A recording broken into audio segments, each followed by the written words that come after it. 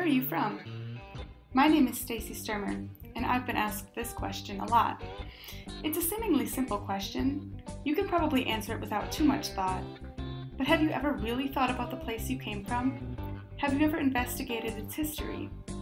By asking historical questions and seeking out answers from a historical source, I have discovered many new things about the town I grew up in, the place where I spent my childhood.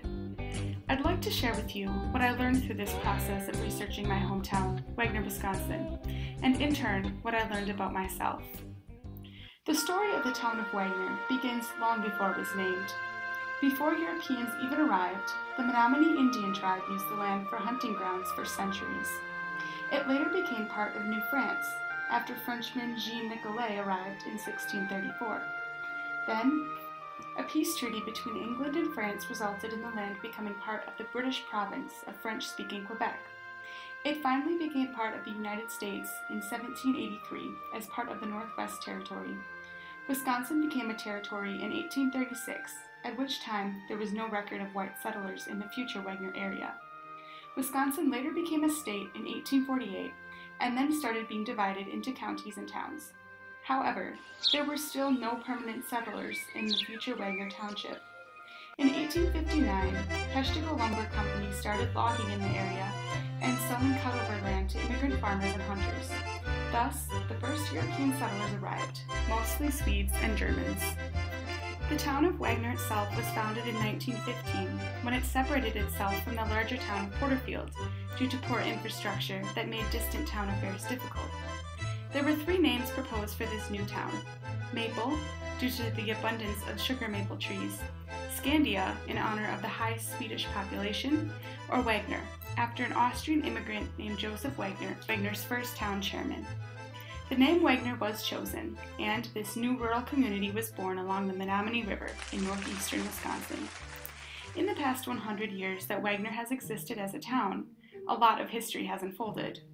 When the town was first founded, it had only 5 roads and a few single-lane metal truss bridges with wooden planks. Farmers, cheesemakers, merchants, military men and their families were among the original residents of Wagner. While logging had been a major industry in Wagner prior to its separation from Porterfield, much of its white pine forest had been cut by the time Wagner came into being. This abundance of deforested lands drew in farmers with the lure of cheap land. Thus, Wagner became a largely agricultural community. These farms were the livelihood of families. Farming was their way of life and sustaining life for their children. Today, 28 barns still stand in the town of Wagner, but only a few of those are still part of a fully operational farm. While the farming aspect of Wagner has changed over the past century, one thing that hasn't changed is the popularity of hunting, trapping, and fishing. These activities have long provided sources of income, as well as food, for Wagner families, in addition to providing recreation and enjoyment. Education is something that has changed quite drastically throughout Wagner's history. Before Wagner became its own town, many people educated their children from their own homes. Then, in 1889, a one-room schoolhouse was built and named the Wagner School.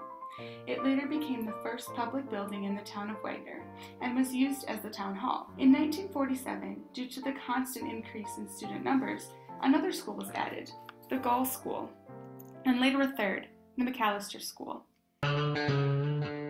Before investigating the history of Wagner, I felt somewhat disconnected from it.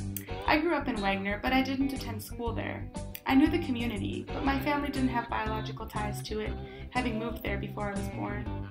I appreciated the rural American culture of Wagner, but I didn't always understand it. I still don't. But after researching it more, I can see a glimpse into the whys of Wagner. Why are there so many old, neglected barns? Because farming used to be the livelihood of Wagner before commercial farming took over. Why do so many people hunt, fish, and trap animals? Because this used to be necessary to eat. Why do elders in my town love to tell stories of their lives in Wagner? Because these have been good lives, focused on family and hard work and dependence on the land. Through researching Wagner's history, I have been reminded of the beautiful simplicity of rural living. I have come to appreciate the many differing little stories that come together to create the history of the town. My own life has contributed to it and continues to do so.